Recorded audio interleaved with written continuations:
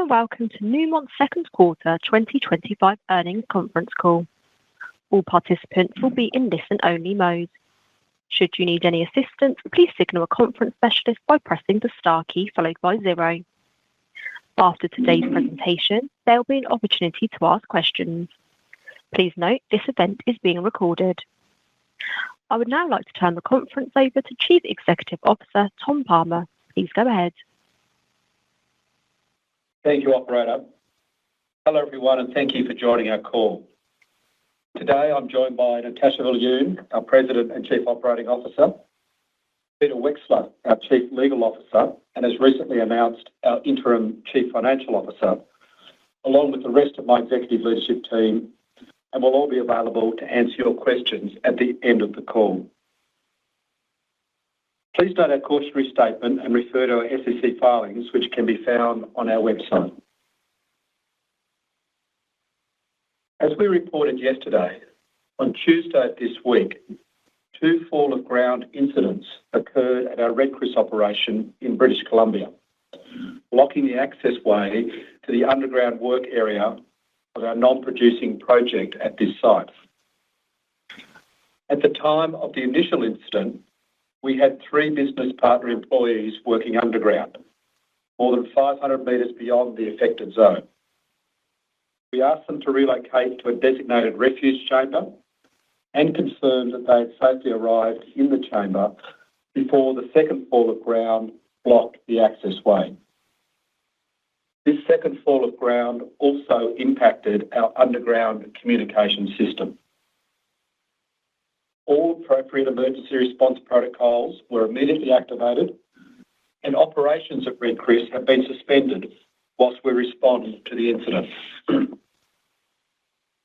Along with the support from emergency responders and teams from nearby mine sites, our focus is on restoring communications to the refuge chamber, safely re-establishing access underground, and bringing our 3 teammates back to the surface and to their families and friends. We are diligently responding to this incident with excellent support from the broader industry and appreciate your understanding during this very live and evolving situation. Although overshadowed by this incident at Red Chris, Newmont delivered another strong operational performance in the second quarter, keeping us firmly on track to achieve our 2025 guidance.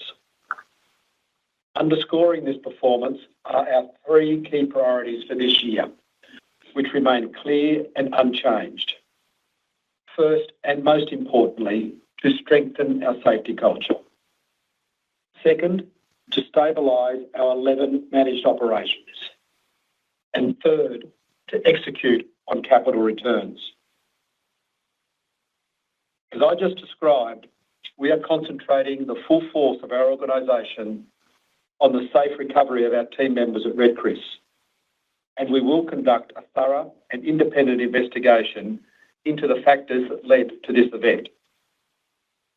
All findings and lessons learned will be leveraged across Newmont to strengthen our Always Safe program and will be shared across the broader mining industry. You can also expect that we will continue to provide regular updates as those efforts progress. Turning to our ongoing work to stabilise our operations. Our portfolio of world-class gold and copper assets delivered another solid quarter. We produced 1.5 billion ounces of gold and 36,000 tonnes of copper, remaining in line with our full-year guidance and the indications we provided on our last call.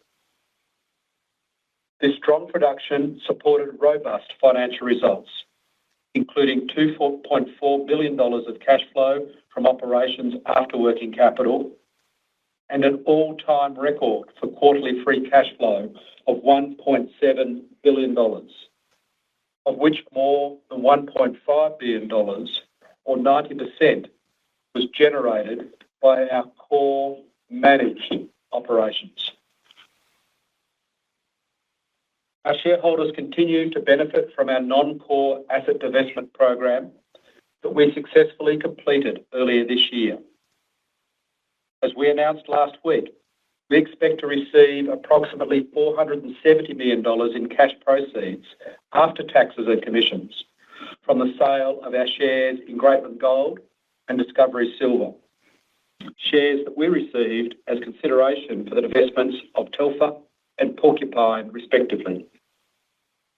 As a consequence, we now expect to generate $3 billion in after-tax cash proceeds this year from our divestment program. And these proceeds will be used to support our third key priority, returning capital to shareholders.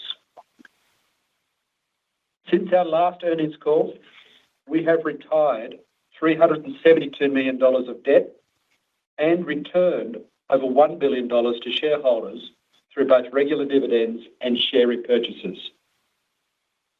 And in addition to making meaningful progress on our existing program, our board has approved an additional $3 billion share repurchase program, doubling our total authorisation to $6 billion, of which $2.8 billion has been executed to date. With our strong second quarter results and continued operational and financial momentum, we remain firmly on track to meet our 2025 guidance, whilst also generating industry-leading free cash flow and consistently returning capital to shareholders through a predictable dividend and ongoing share repurchases. With that, I'll now turn it to Natascha for an update on our operations. Thank you, Tom, and hello, everyone. Before we jump into the details, I'd like to echo Tom's statements about our team members at Red Chris. Above all else, we are focused on bringing them home safely, and we are leveraging the strength and extensive experience of our global technical, operational, and safety teams with the support of our industry partners. Shifting now to our operational performance, this quarter underscores the resilience of our world-class portfolio, which has been thoughtfully assembled around high-quality, long-life assets. With this robust foundation in place, we are exceptionally well-positioned to organically deliver multi-decade value through our high-caliber operations, robust pipeline of projects, and deep bench of technical and operational leaders. Our second quarter operational results outperformed our previous expectations, effectively bookending the first half of the year and establishing a solid foundation for consistent delivery in the second half. This compelling performance was largely driven by production from our core managed operations, including higher than expected production from Cadia in the first half of the year due to higher grade ore from the current panel cave. And in addition, we have been able to noticeably reduce downtime related to plant maintenance. As previously mentioned, we expect production to decrease in the second half of the year as we continue to transition to our new panel cave, PC23. Peñasquito exceeded our gold production expectations in the first half of the year due to higher grade ore from the Peñasco pit. However, production is expected to shift from a higher proportion of gold to a higher proportion of silver, lead, and zinc content, primarily in the fourth quarter, as we move to lower gold grade areas in the Peñasco pit, as part of a planned sequence in this large polymetallic mine. And at Lihir, we delivered consistent production in the first half of the year. However, this will begin to decline in the second half of the year as we begin processing lower grade material as part of our planned mine sequence. What really stands out at Lihir is the steady progress we're making in bringing stability to both the mine and processing plant. For example, we are beginning to see the benefits from improved drainage and water management around our haul roads, along with cleaner access to both pit and stockpiles, creating a safer and more efficient design for this mine. As a result, we've been able to park 9 trucks and materially reduce the contractor footprint, generating significant cost savings from this initiative alone. For the last 2 years, we have been on a journey of integration, rationalization, and optimization with a view to creating value over a period of decades. With the rationalization phase largely complete, we have been applying the full force of our operating and technical capability to systematically optimize operations across all 11 of our managed operations. And as reflected in our results, these stabilization efforts are delivering tangible benefits, positioning us to confidently continue our optimization work. With a deep understanding of each and every asset, we are working on productivity enhancements and improvements to the cost structure across our managed operations, ensuring each site meets the performance metrics required to earn its place in our world-class portfolio. You saw an example of this at the beginning of the year when we paused our investment in the underground expansion activities at Cerro Negro, and again more recently with the cost improvement measures we are working on at Merian. Building on the strong production performance from our core managed operations in the first half of the year, we remain firmly on track to meet the full-year guidance ranges we issued in February. Turning now to our cost performance. We remain on track and are continuing to focus on driving improvements across our portfolio. As mentioned, sharpening our efforts on cost discipline and productivity enhancements has been a primary focus for all of us at Newmont. And as a result, our costs applicable to sales and our all-in sustaining costs are in line with the guidance expectations set at the beginning of the year. Finally, our capital spend for 2025 is on track to land within the guidance ranges we set at the beginning of the year. Starting with sustaining capital, we anticipate spending to be approximately 57% weighted towards the second half of the year, driven by deliberate decisions to defer expenditures for key activities across several sites, including planned spending at Tanami associated with our expansion of our ventilation system in the second half of the year, purposefully moving some of our ongoing optimization work at Lihir to the third and fourth quarters, with a specific focus on asset integrity and reliability, and a continued surface work at Red Chris and Brucejack during the warmest summer months in Canada. Higher sustaining capital in the second half of the year will also include an expected increase at Cadia to support the ongoing Panel Cave development, as well as addressing the historical underinvestment in tailings remediation and storage capacity, while we continue to evaluate more efficient tailing solutions at this world-class operation. Our development capital follows a similar cadence and is now expected to be 51% second half weighted, primarily due to the timing of spend related to the projects currently in execution. At our Ahafo North project, we are progressing as planned and are preparing to pour first gold in the coming months, keeping us firmly on track to declare commercial production in the fourth quarter, as previously indicated. In parallel, we successfully completed the 160-meter raise bore at the bottom of the shaft at our second expansion at Tanami and have removed the penters or an in-shaft barrier, which allowed the safe and efficient completion of this critical path work. And finally, at Cadia, caving from PC23 has continued according to plan, while steadily advancing the underground development for PC12 and progressing the important tailings remediation and storage capacity works I mentioned previously. I now will turn it back to Tom to go through our financial results for the quarter. Thanks, Natascha.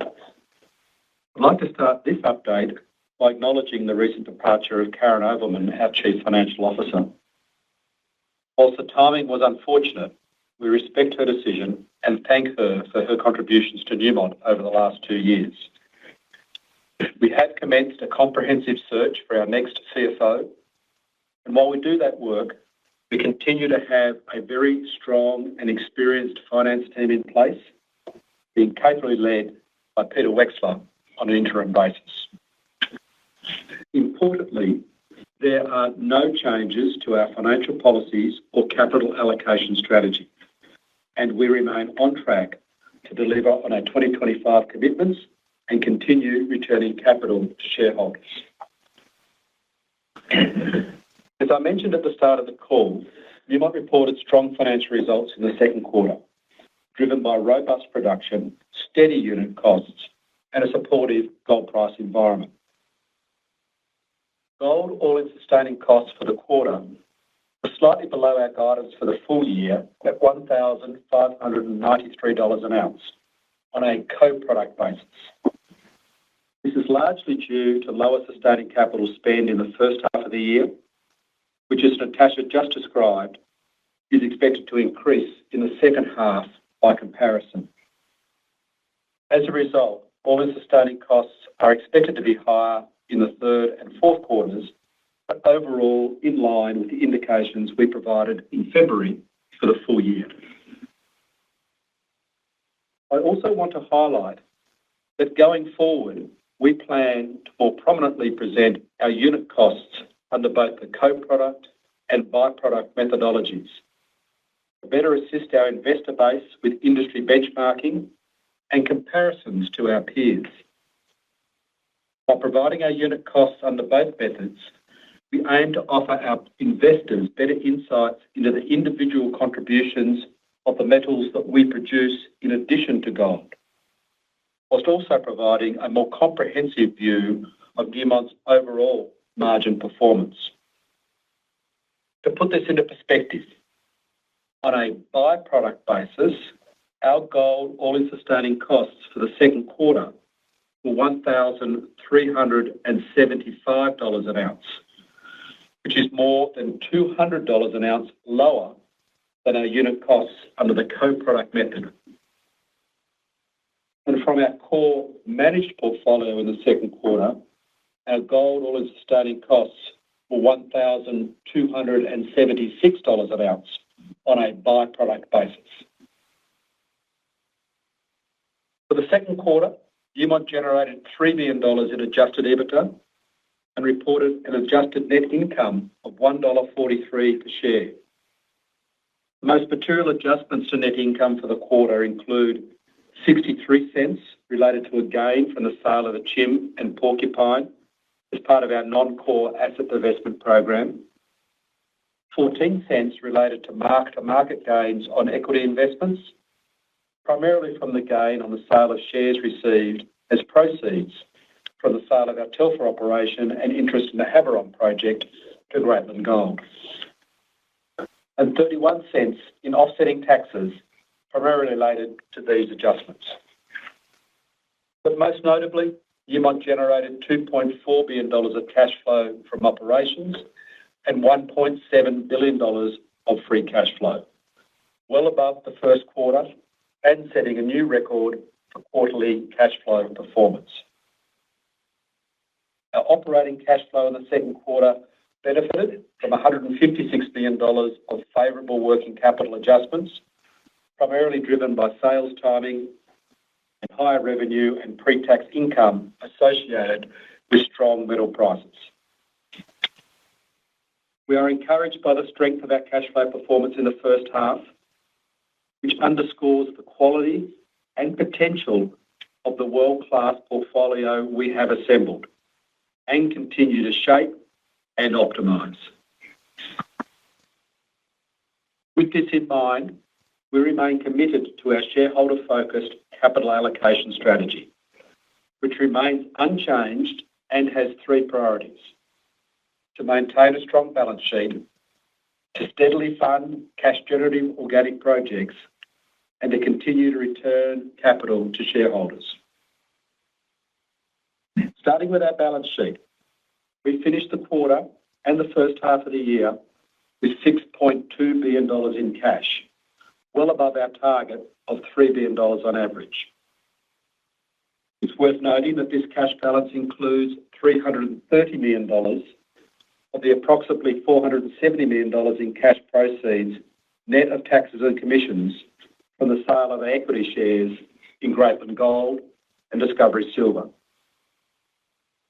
In addition, we continue to surpass our debt target of up to $8 billion and reached an outstanding principal balance of $7.4 billion as of June 30.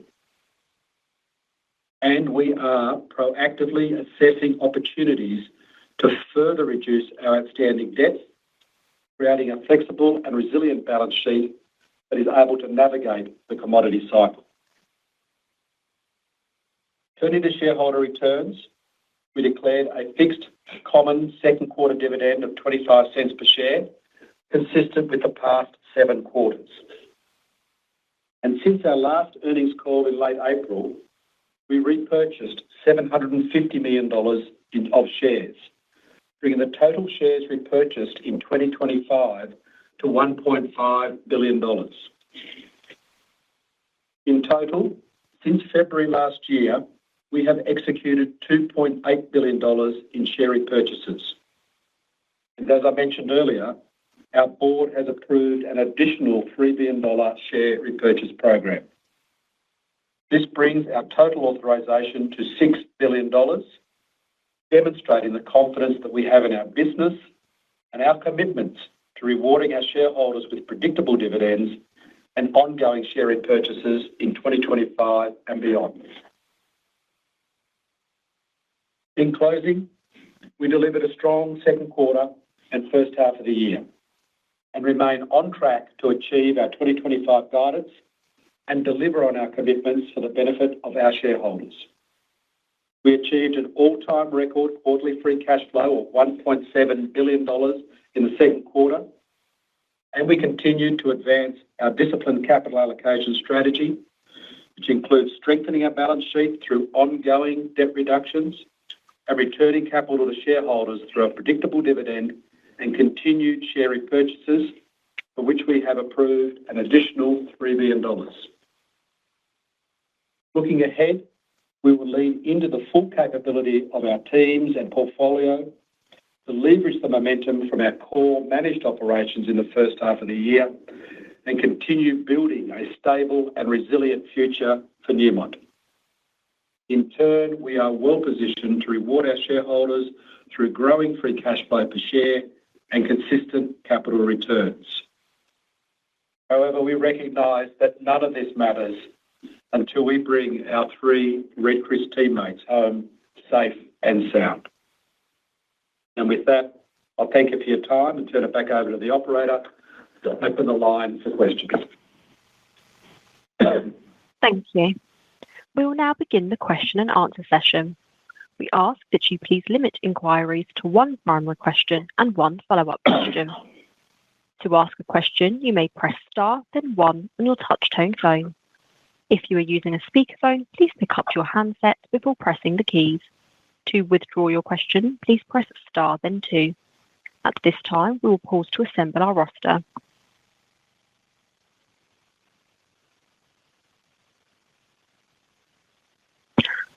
Our first question today comes from Lawson Winder from Bank of America. Lawson, please go ahead.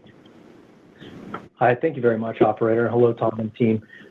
Very nice quarterly result, and thank you for today's update.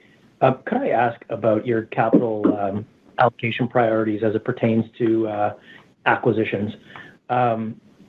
Certainly, your valuation has improved, your results have improved, and you're generating significant free cash flow. Is there an appetite for further acquisitions at Newmont? And then further to that, is copper still viewed as a strategic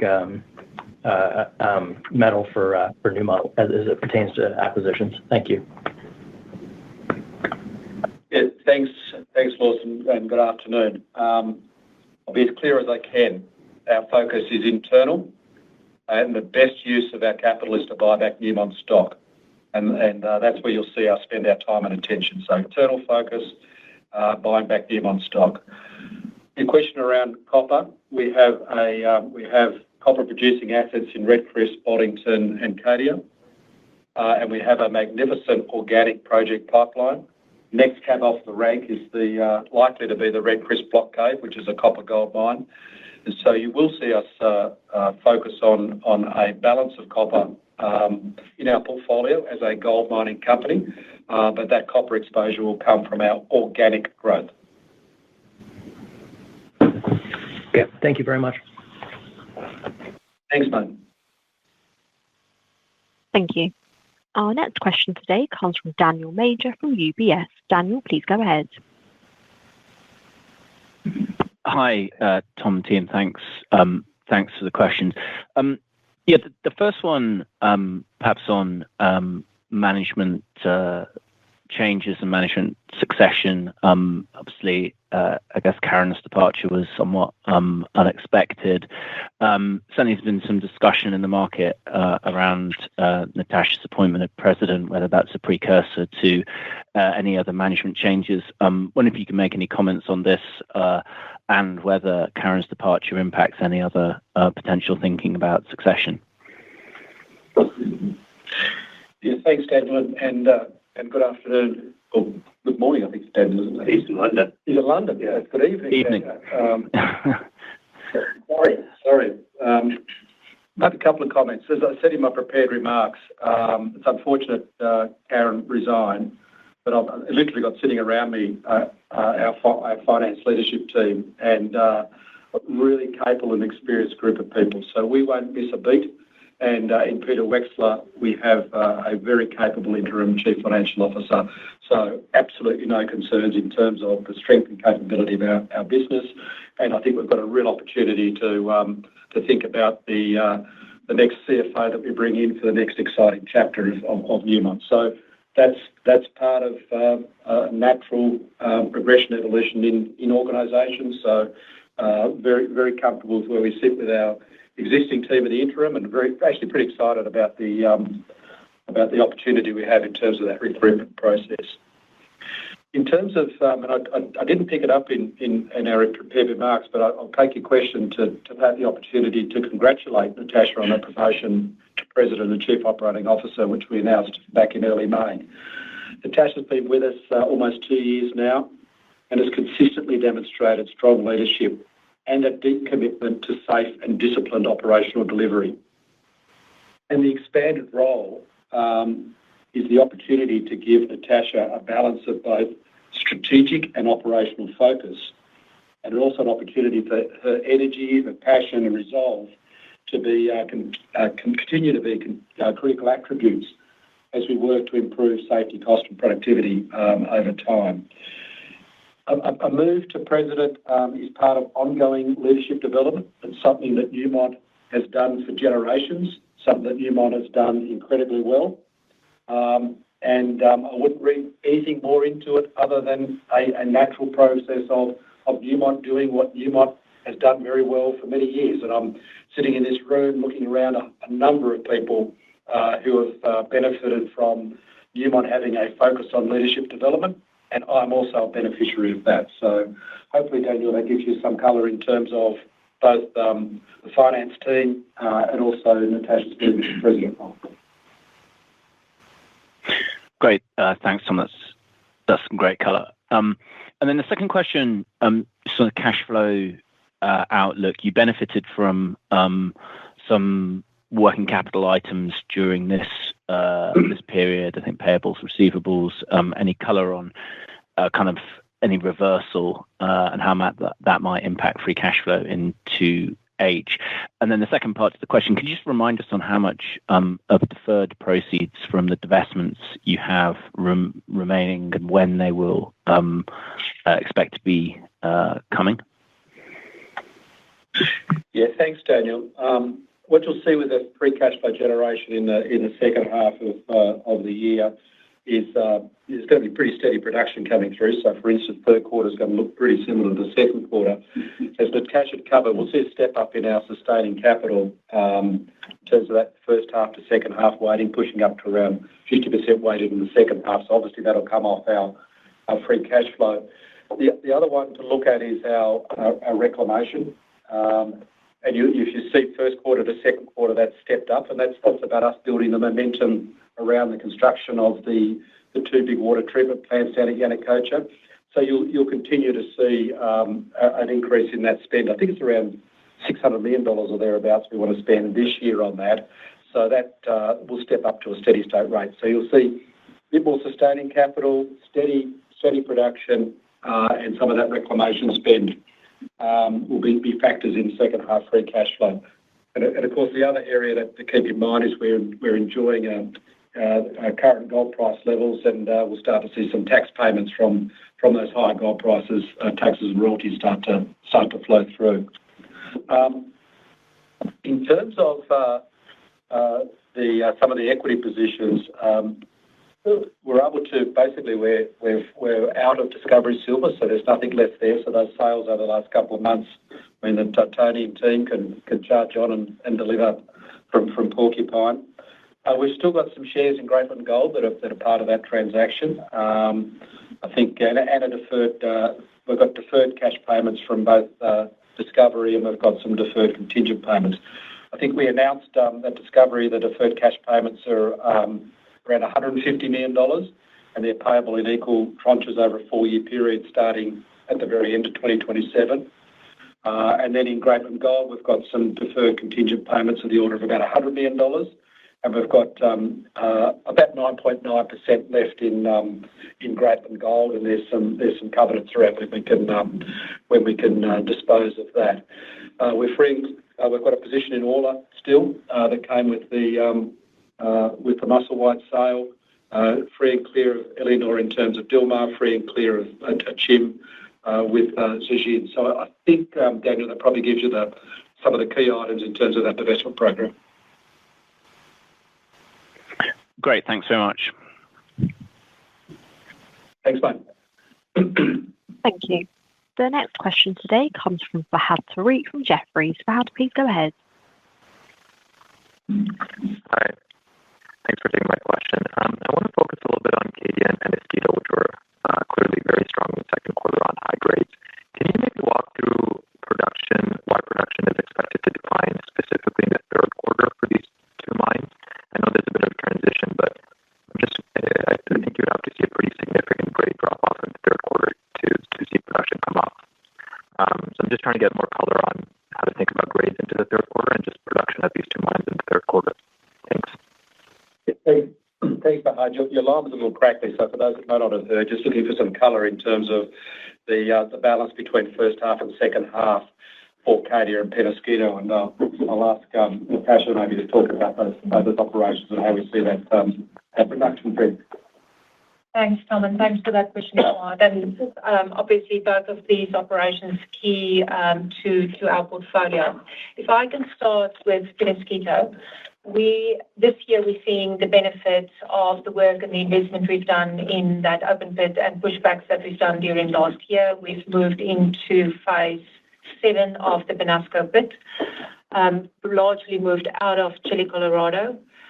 Penasco pit, very variable ore body, specifically variable as far as the different metals are concerned.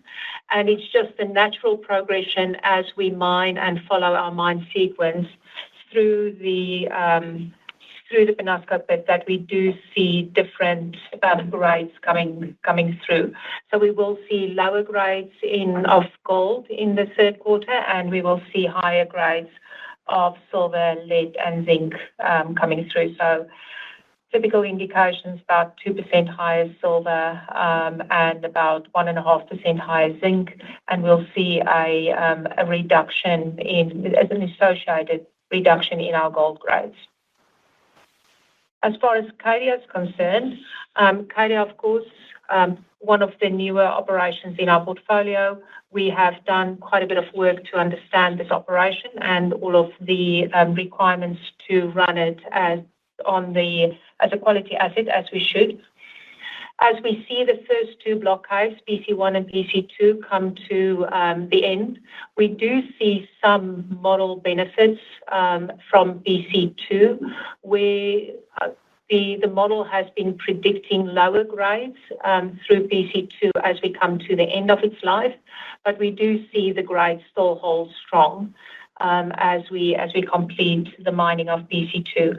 And then, of course, we will slowly but surely, we're starting to ramp up BC2-3, and we will see that going through an original lower grades and then ramping up steadily into full production and higher grades. And it's doing exactly as we expected. As we expected it to. Great, thank you. Thanks, Fahad. Thank you. The next question today comes from Matthew Murphy from BMO Capital Markets. Matthew, please go ahead. Hi, great quarter, and we wish you great success in this rescue operation. I wanted to ask a question about Lihir. It seems to be doing really well, and Natasha, you talked about some of the improvements being realized, and that's even before you've spent much CapEx on it. So as the spend picks up in the back half, how does that set it up for 2026? Matthew, a really great question, and it is another one of our big operations that we feel quite excited about. And I think you might remember that for a period of time, we've been talking about how we build stability in that operation. It gave us the opportunity to relook the mine design, some of the basics like road design, specifically around water management on the various roads. What that has resulted in is far higher productivities for us in mine because we can manage water better off our haul roads. We get our fleet can run faster, and we've been able to park a number of trucks, as I said in our remarks, 9 trucks in the process. We've built on that by creating a buffer between the mine and the plant with intermediate stockpiles, which gives us both the opportunity to ensure a stable feed into the plant, disconnect the mine from the plant, and get more stable grades through the plant as well. The team has made material progress in how we think about the asset management of that asset, specifically starting with our big shutdowns, ensuring and being very considered around our big plant shutdowns. You might remember at the end of last year, we had basically 2, our biggest autoclave and another autoclave down for maintenance. And with the skills that the team has been developing, focus on big shutdowns, we have seen that shutdown coming ahead of time. We continue to build on that maturity in really creating stability in the plant, not only through more stable feed from the mine, but just higher levels of reliability. I have to recognize, though, that we still have a bit to do. The plant still needs quite a bit of work in terms of asset management and reliability. And we are continuing to build the capability, the planning and execution capacity that we have on site. Maybe just a couple of builds, Matt, on Natasha's summary. We're very much about, as we've talked about over the course of a number of these calls, a big mine like Lihir, setting it up for the long term. So what Natasha's describing is the actions we're taking for an asset that's been a big asset in a portfolio, so it's been the elephant in a portfolio.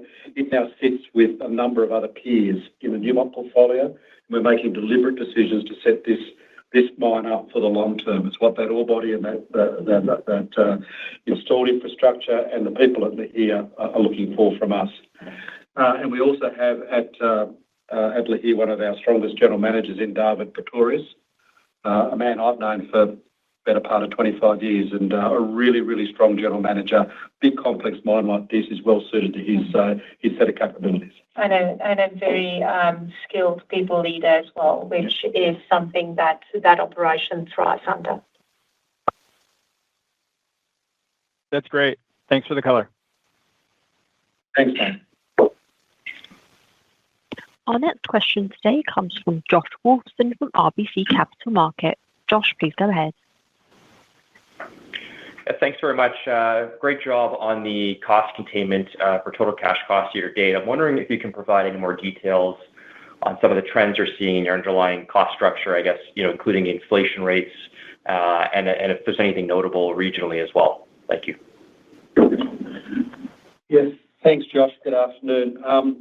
Largely what we're seeing play out is consistent with expectations we set as we built our business plan and guided at the beginning of the year.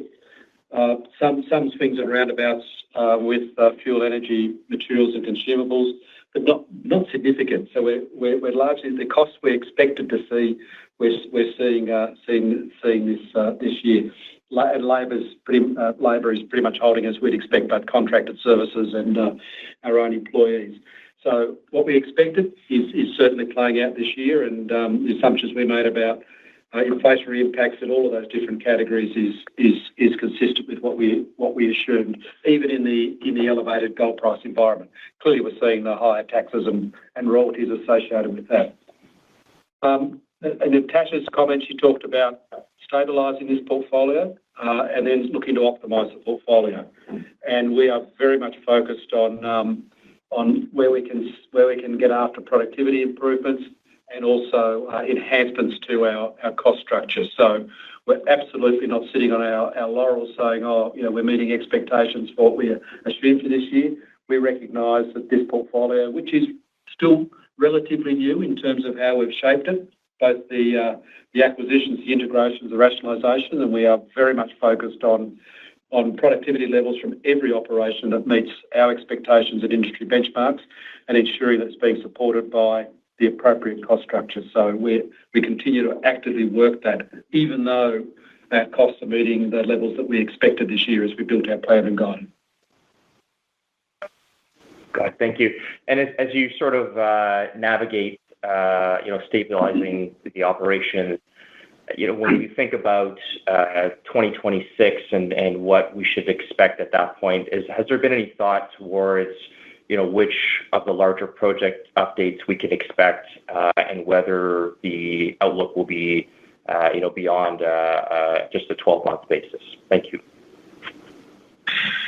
It's just probably a couple of thoughts in terms of answering that question. Very much, sitting at the halfway mark, focused on ensuring we safely deliver second half of this year. Such a critical year, given the change we've been through. So, want to make sure that our eyes are firmly on that task. And in that, as we move into, we've started the process now, building our business plan for next year, and that's work that's very active at the moment. Our expectations would be that in February of next year we'd do something similar to this year and be focusing on giving the market a set of numbers for the 2026 year. But we're at the moment the sleeves are rolled up and we're head down, tail up, getting after what we can do to deliver a 26 business plan. So very much work in progress.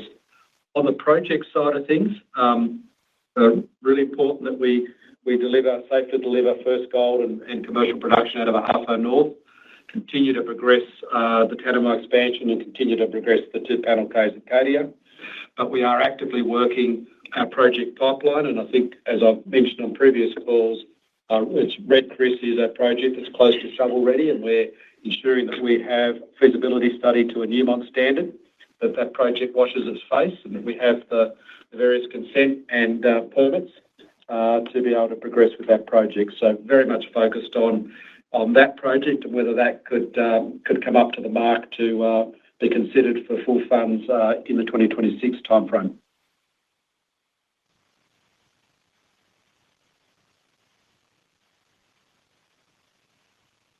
Thanks, Josh. Thank you. Our next question today comes from Daniel Morgan from Barrenjoey. Daniel, please go ahead. Hi, Tom and Tim. How should we read production guidance? Basically, I think you beat your own plans by circa 100,000 ounces this quarter. Just trying to clarify, was that an unexpected bonus versus the plan? Was it a bring forward of stuff in the second half to first half, or how do you, why not lift guidance somewhat? Is it pitched conservatively, or have you just brought forward ounces from half two? Thank you. Yeah, thanks, Daniel. Good morning. If you think about, I think as Natascha answered the earlier question, you've certainly got a couple of big assets in Cadia and Peñasquito. Cadia moving into some lower grades out of those panel caves is what our expectations are, and we have the benefit of some positive reconciliations in the first half that's flowing through. So we will still remain sober in terms of what the model's telling us for Cadia out of those caves in the second half. Penasquito's running beautifully, and so we were able to get some good production through and through some of that material and benefited from some high metal production in the first half, but we do move into those lower grades in the second half. We looked at the second half. We've got Nevada Gold Mines as a pretty important contributor in the second half, fourth quarter weighted. So again, it's a not insignificant part of our Newmont portfolio, and so we want to make sure we're cautious around ensuring that we can see that line of sight in the second half. And we've got Yanacocha. We'll have a stronger second half in terms of some of the injection leaching work we've got happening on the heap leaches there. And we've got Ahafo North commission. Commissioning a new project has some risk associated with it. So again, being prudent in terms of how we think about the second half. So that's a little bit of colour, hopefully, Daniel. And when I think about where we sit with our production, we've had a good, solid first half. We provided a number which had a range around it, and I think we're still sitting comfortably within that range, and so we're firmly on track to meet our guidance. Thank you. And just a follow-up question, possibly one more for Natascha, which I guess is a two-part. It's projects. So first, can you please just expand on the Tanami shaft works? Is the risk of overbreak now behind us? Is it concrete line? Maybe go into a bit more detail. And then just on Ahafo, can you expand on the works remaining to first production and any risks that are front of mind? Thank you. Thank you, Daniel. Let me start with Tanami Expansion 2. The risk of the overbreak on the lower part of the shaft is truly behind us. We have completed the raise bore through the concrete super bund that we've poured over at the beginning of end of last year into the beginning of this year. The penters has been removed, so we now have clear access to the entire shaft, and we're still putting a lining in at the bottom half or the bottom end of that shaft to make sure that there's alignment with the top half and that there's smooth access to the bottom. The equipping of the top half is progressing well, and as soon as we complete the lining in the bottom half or the last bit of the shaft, we will complete that equipping as well. Underground operations are going to schedule. So I think everything there, the highest risk elements are behind us, and now it is the focus on completing the remaining work under the leadership of also a very strong project director, General Manager Lee Cox, and that team is going from strength to strength.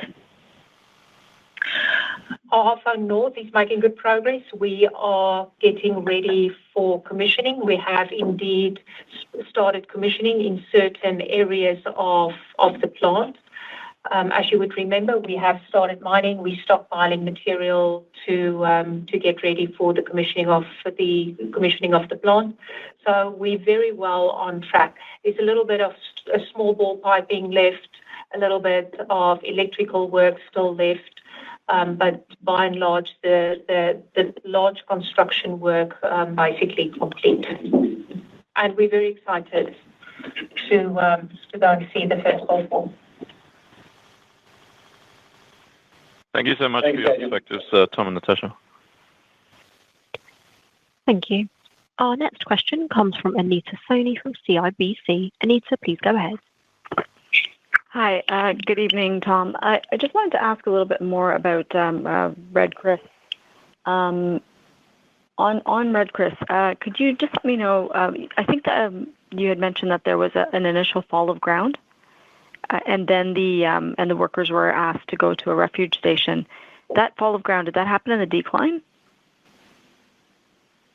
Good afternoon, Anita. Yes, so the decline, about 200 metres down the decline, there was an initial fall of ground that was detected, and so the emergency response protocols kicked in place. We only had those three people in that area. So it's not an operating mine. It's some development has been done as part of preparing, hopefully, for the Red Chris project in the coming period of time. So these three folks, when that event occurred, call went out, please make your way to refuge chamber, which they did. They got themselves into the refuge chamber, radioed in that they were safely there, and then shortly after that, in that same area, in the decline, we had the larger fall of ground that blocked the access way and took out the leaky feeder cable, which has taken out our communication to the refuge chamber. So, as I talked about then in my prepared remarks, our focus is on re-establishing communication back to the refuge chamber to confirm that all are safe and well, whilst we work on various plans for getting access to rescue them. So we're working on plans to get access down through that decline again to do so safely. We also have a secondary area to access, which would be through a vent shaft. So we're considering different methodologies to do that. So a whole bunch of people, both at Red Chris, the wider Newmont, and it is amazing how the wider industry comes together to support with solutions and equipment and plans. So they're the two things that are happening in parallel: getting communication re-established and determining the safest and most effective rescue plan for the three people. Okay, thanks. I hope they're safe and well and you get them out quickly. My second question is with respect to some of the changes that you made, the capital spending. I just wanted to get an understanding why the capital spending was shifted. I think you said it was deliberately, but in terms of, I think Natasha said that there was some, in order to maintain integrity of the mine at Lihir. Could you just elaborate on those comments? Anita, I think as I replied probably a little bit earlier on the work that we are doing at Lihir around our asset integrity work in the plant. And there's also a big power plant that we are maintaining. We have been, as we plan and make sure that when we take large shutdowns that we do effective work and that we spend our capital effectively. As whilst we're talking about capital allocation, I think hand in hand with that is capital discipline and being sure that when we start to spend the capital that we're ready to spend it effectively. So we did make a deliberate decision on spending that a little bit later in the year. Other areas would have been our vent raise 9 at Tanami. That is work that has also developed through the productivity work that we have been doing, identifying a need for us to enhance some of our ventilation work, to enhance some of our productivity and development work at Tanami. And that's why that work will actively be happening in the second half. And then lastly, just the summer period of works with Brucejack and Red Chris. And it just happened that the spend moved a little bit more into the second half than what was planned originally. All right, thank you. The rest of my questions have been asked and answered. Thank you very much. Thanks, Anita. Our next question comes from Tanya Jakusconek from Scotiabank. Tanya, please go ahead. Oh, great. Good evening, everyone, and thank you so much for taking my questions. And again, I just hope that the miners get out safely as well. Just a couple of questions, if I could. The first one is just coming back to your portfolio. And Tom, this is for you. You mentioned Greatland Gold. You still have some positions there. I think you mentioned they're non-core, so those ones could be divested of. You mentioned Orla. You have an equity investment in that as well. Is that non-core position as well? Yes, thanks. I think the simplest answer to both of those, Tanya, is I think as we think about the Newmont portfolio and how we want to focus our time and effort and manage this portfolio and simplify this portfolio as much as we can, both those positions you described, I would put in the non-core category. Okay. And I just want to check where your Lundin Gold position also stands in terms of that position, because that's also a big position. Very comfortable with our 32% interest in London Gold and the Fruta del Norte asset. I think it's something that we've only had it a minute with all of the other work we're doing. So Ron Hochstein and crew are doing a terrific job running that asset, and there's a bunch of stuff we can learn from a great operator like Ron. So we want to understand and learn from that asset, but very comfortable with that position in our portfolio. Okay. And sorry, lastly, I just want to ask, does Wafi-Golpu, have you had a chance to look at that? Does that fit at all? Wafi-Golpu is certainly, we see that as an important asset, important project in our organic project pipeline. It's something that we're actively working on in terms of the negotiations with the PNG government on converting a framework memorandum of understanding to a mineral development contract, which then enables you to get a special mining lease. Working very closely with the team at Harmony as we navigate through that. So very much looking at Wafi-Golpu as an important project in our organic project pipeline, and these negotiations are important in getting some clear stability around any investment decisions that may come down the track with a project such as Wafi-Golpu. Okay. Well, thank you for the clarification on those ones. Natasha, if I could ask one for you. I mean, I looked at the portfolio and, congrats on getting this portfolio stabilized. That's great to see. As you think about your core portfolio, where do you see, and you talk about all of these productivity improvements, where do you see the greatest bang for your buck in terms of productivity? Like, what assets do you think that, we could see really improvements in productivity that would actually show really good cost? Gosh, Tanya, it's going to be difficult to choose that one because I think the opportunities are different at every asset, but there are certainly opportunities for us across the board. I can perhaps take two bookends, two as examples. The one bookend would be absolutely at Lihir, one of our big assets, plenty of opportunity that will help us to make big step changes, long-term asset, and continuously thinking about, and it's got several different aspects to how we improve that. There's material people aspects that we're focusing on, asset management focus areas, mine layout and design for productivity, all the way into our tailings management. So really a diverse set of opportunities for us at Lihir. And then obviously, I think at Lihir also a very unique opportunity for us to make an impact on the community of that Lihir island. On the other bookend, probably I'll reflect on Cerro Negro, which has got a beautiful ore body. And our biggest challenge is productivity. We have assets that's in good state. We don't have major challenges with reliability and productivity, of our assets.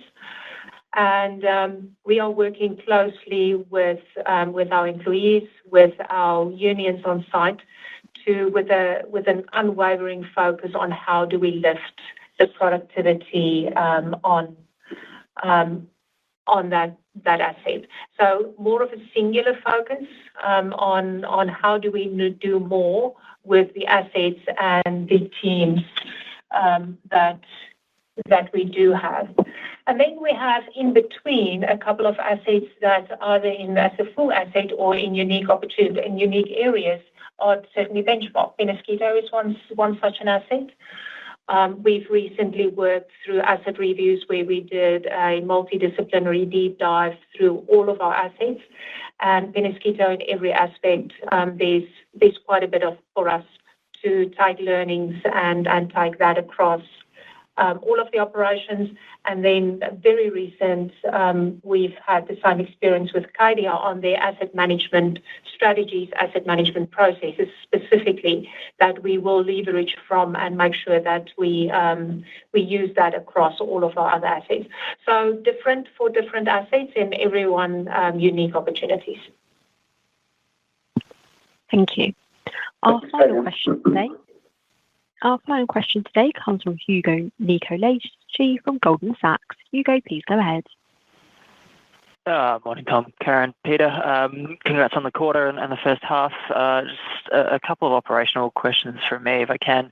Firstly, just on Nevada, the production improvements in the second quarter, just looking promising, but the costs there obviously remaining high.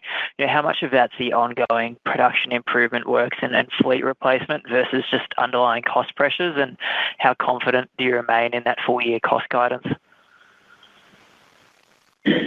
Yeah, morning, Hugo. I think when you think about Nevada, a couple of those questions are firmly for the operator.